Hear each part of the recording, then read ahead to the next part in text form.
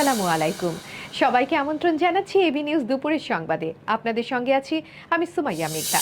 টানা ভারী বর্ষণ আর উজান থেকে নেমে আসা অঝোর ধারায় গোমতী নদীর পানি ক্রমশই বৃদ্ধি পাচ্ছে।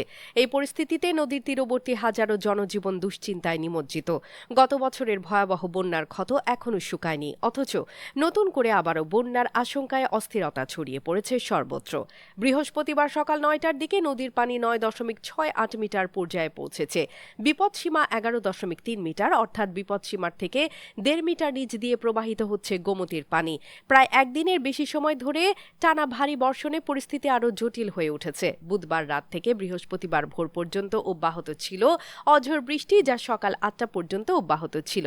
তবে সকাল 10টার পর থেকে বৃষ্টির শব্দ থেমে গেছে। তবে এর মধ্যে ভারতের ত্রিপুরা রাজ্য থেকে অবিরাম বর্ষণ অব্যাহত, ফলে গোমতী নদীর পানি এখনও বৃদ্ধি পাচ্ছে। বাংলাদেশের কুমিল্লা অঞ্চলে পানি উন্নয়ন বোর্ডের তথ্য অনুযায়ী বুধবার রাত 12টার দিকে নদীর পানি বিপদসীমার 9.42 মিটার ছাড়িয়ে যায়।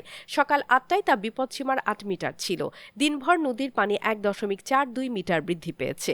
রাত 12টা থেকে বৃহস্পতিবার সকাল 9টার মধ্যে আরও 26 সেন্টিমিটার বেড়ে যায়। মোট 48 ঘণ্টায় গোমতী নদীর পানি প্রায় 5 থেকে 6 মিটার বৃদ্ধি পেয়েছে। নির্বাহী প্রকৌশলী খান মোহাম্মদ ওয়ালিউজ্জামান বলেন, ভোরের দিকে আবার বৃষ্টি শুরু হয়েছে। পরিস্থিতি নিয়ন্ত্রণের বাইরে যেতে পারে যতক্ষণ না এই ঢল কমে আসছে। দক্ষিণাঞ্চলের মুখ্য সংগঠক হাসনাত আবদুল্লাহ স্পষ্টভাবে বলেছেন, এই জুলাই সনদ আমাদের জীবনের অবলম্বন। তিনি বলেন, আমরা জুলাই সনদের জন্য আবার 3 অগাস্ট শহীদ মিনারে মিলিত হব। যদি এই সনদ না দেয়া হয় তাহলে আমাদের পেছনে ফেরার কোনো পথ থাকছে না। তার দৃঢ় প্রত্যয় ডক্টর ইউনূস, এই জুলাই সনদ কোনো কবিতা নয়, কোনো রাজনৈতিক রোটারিক নয়। এটা আমাদের পরবর্তী প্রজন্মের বেঁচে থাকার সনদ। এটা বাংলাদেশের দ্বিতীয় তফসিল, তাই এই সনদ দিতেই হবে। বুধবার রাত 10:30টায় দেশ গড়তে জুলাই পদযাত্রা কর্মসূচির অংশ হিসেবে ইসলামী বিশ্ববিদ্যালয়ের প্রধান ফটকের সামনে অনুষ্ঠিত পথসভায় তিনি এসব কথা বলেন। এই সময় তিনি আরও বলেন, আমরা রাজনীতিবিদদের জন্য কঠিন করে দেব এবং সেটাই করে দেখিয়েছি। আমাদের সবাইকে একসঙ্গে থাকতে হবে, একসঙ্গে চলতে হবে। আমাদের মত প্রকাশের স্বাধীনতা নিশ্চিত করতে হবে। সমাজে এমন কোনো প্রবেশের সুযোগ থাকবে না যেখানে ফ্যাসিবাদ আর আমাদের মত প্রকাশের স্বাধিকারকে রুদ্ধ করতে চাইবে। আমরা জুলাই সনদের জন্য আমরা 3 আগস্ট আবার শহীদ মিনারে মিলিত হব। আমাদের পিছনে ফিরার কিন্তু কোনো জায়গা নাই। আমরা ডক্টর মোহাম্মদ ইউনূসকে বলছি, এই জুলাই সনদ কিন্তু কোনো কবিতা না, কোনো রাজনৈতিক রেটরিক না, এটা আমাদের পরবর্তীতে বাঁচার সনদ। এটা দ্বিতীয় বাংলাদেশের এটা হচ্ছে তফসিল। এই জুলাই সনদ অবশ্যই দিতে হবে। ঢাকার শহীদ মিনারে আমরা মিলিত হব। আপনারা সবাই ভালো থাকবেন। ভারতের রাজধানী নয়াদিল্লি আজ ভোরে হঠাৎই কেঁপে উঠল এক শক্তিশালী ভূমিকম্পে। স্থানীয় সময় বুধবার সকাল 9টা 4 মিনিটে এই ভূমিকম্প আঘাত হানে। ভারতের জাতীয় ভূতত্ত্ব পর্যবেক্ষণ সংস্থা জানিয়েছে, রিক্টার স্কেলে এর কম্পনের মাত্রা ছিল 4.4। কম্পনের উৎসস্থল ছিল দিল্লি থেকে প্রায় 60 কিলোমিটার দূরে হরিয়ানার ঝজ্জর জেলায়। ভূমিকম্পটি ভূপৃষ্ঠ থেকে 10 কিলোমিটার গভীরে সংঘটিত হয়। তবে এখন পর্যন্ত হতাহতের কোনো খবর পাওয়া যায়নি। ভূমিকম্পের কারণে দিল্লি ও আশেপাশের এলাকা ব্যাপকভাবে আতঙ্কে ভরে গেছে।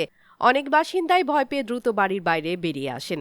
এলাকাবাসীর দাবি, কম্পনের সময় তাদের বাসায় ফ্যান ও অন্যান্য আসবাবপত্র কাঁপতে শুরু করে। বিশেষ করে দিল্লি নিকটবর্তী উত্তরপ্রদেশের নয়ডা ও হরিয়ানার গুরুগ্রামে অফিসে কর্মরত অনেকেই জানান, ভূমিকম্পের সময় তাদের কম্পিউটার কেঁপে উঠছিল এবং তারা নিরাপত্তার জন্য বহুতল ভবন থেকে বাইরে চলে আসেন। গত ফেব্রুয়ারিতেও দিল্লিতে ভূমিকম্প হয়েছিল, তখনও এর মাত্রা ছিল 4। ভূবিজ্ঞানীদের মতে, ভারতের ভৌগোলিক অবস্থানের কারণে দিল্লিতে ভূমিকম্প অস্বাভাবিক কিছু নয়। ভারতের প্রায় 59% এলাকায় ভূমিকম্পের ঝুঁকিতে রয়েছে। গাজা উপত্যকায় ইসরায়েলি হামলার তাণ্ডব যেন থামছেই না। একদিকে কমপক্ষে 74 জন ফিলিস্তিনি জীবন হারিয়েছেন, তাদের মধ্যে 8 জন খাদ্য সহায়তা নিতে গিয়ে প্রাণ হারান। অবরুদ্ধ এই ভূখণ্ডের মানুষ কেবল অস্ত্রের গুলিতে নয়, খাদ্য সংকটের গ্লানি ও ভয়ঙ্কর পরিস্থিতির সাথে লড়াই করে যাচ্ছেন। তবে এই ভয়াবহ পরিস্থিতির মাঝে যুদ্ধবিরতির পথে কিছু আলোর দিগন্ত দেখা যাচ্ছে। এদিকে প্রতিবেদনের তথ্যে জানা গেছে, বুধবারের হামলায় আরও 74 জনের মৃত্যু হয়। এই ভয়াবহতায় ফিলিস্তিনের প্রতিরোধ সংগঠন সংগঠন হামাস বলেছে তারা যুদ্ধবিরতির জন্য 10 জন ইসরায়েলি বন্দীকে মুক্তি দিতে সম্মত হয়েছে। তবে আলোচনার প্রক্রিয়া এখনো কঠিন পর্যায়ে রয়েছে। ইসরায়েল একগুঁয়েমি দেখাচ্ছে বলে অভিযোগ জানিয়েছে হামাস। কাতার ও যুক্তরাষ্ট্রের মধ্যস্থতায় এই আলোচনাগুলো এগিয়ে চলেছে, কিন্তু পথ এখনো অনেক দূর। প্রতিবেদনে আরও বলা হয়েছে, মানুষ এখন খাবারের জন্য লাইনে দাঁড়িয়ে গুলিতে মারা যাচ্ছে, যেন এক নিত্যদিনের ভয়াবহ বাস্তবতা। গাজার এই ভয়ঙ্কর পরিস্থিতি যেন ধীরে ধীরে এক অন্ধকারের গভীর গর্ভে ঢুকে পড়ছে, যেখানে প্রত্যাশা ক্ষীণ হলেও মানুষের মনোভাবের জোয়ার এখনও টিকে রয়েছে। আর্জেন্টাইন মহাতারকা লিওনেল মেসি আবারও ইতিহাস গড়লেন। আমেরিকার প্রিমিয়ার লিগ MLS-এ নিজের দখলদারিত্ব দেখাচ্ছেন এই ফুটবলার। এবার তিনি এক অনন্য রেকর্ডের মালিক, যা আগে কখনো দেখেনি এই প্রতিযোগিতার ইতিহাস। নিউ ইংল্যান্ড রেভলিউশনের মাঠে বৃহস্পতিবার ম্যাচে ইন্টার মিয়ামি 2-1 গোলে জিতেছে। এই জয়ে মেসি MLS-এর ইতিহাসে প্রথম ফুটবলার হিসেবে টানা 4 ম্যাচে একাধিক গোল করার কীর্তি স্থাপন করেছেন। ম্যাচে প্রথমার্ধে দুর্দান্ত পারফরম্যান্সে প্রথম এগিয়ে যায় ফ্লোরিডার ক্লাবটি। প্রথম গোলটি আসে 27 মিনিটে, যখন প্রতিপক্ষের ডিফেন্ডার বল ক্লিয়ার করতে গিয়ে হেড দিয়ে বল তুলে দেন মেসির পায়ে। ডি বক্সের ভেতরে দৌড়ে এক শটে জালে জোড়া দেন তিনি। তারপর 11 মিনিট পর সার্জিও বুস্কেটসের দুর্দান্ত পাসে বক্সে ঢুকে চতুরতার সঙ্গে গোল করে লিড দ্বিগুণ করেন এই তারকা। ম্যাচে নিউজিল্যান্ড রেভলিউশন বেশ কয়েকবার ফিরে আসার চেষ্টা করলেও সফল হয়নি। তাদের জন্য অপেক্ষা করছিল দীর্ঘ সময়ের অপেক্ষা, কারণ 80 মিনিটে কার্লেস গিল এক গোল করে ব্যবধান কমান। তবে এই গোলই ম্যাচের শেষ ফলাফল নির্ধারণ করেছে। উল্লেখ্য, এই জয় দিয়ে ঘরোয়া প্রতিযোগিতায় টানা 4 ম্যাচে অপরাজিত থাকলো ইন্টার মায়ামি।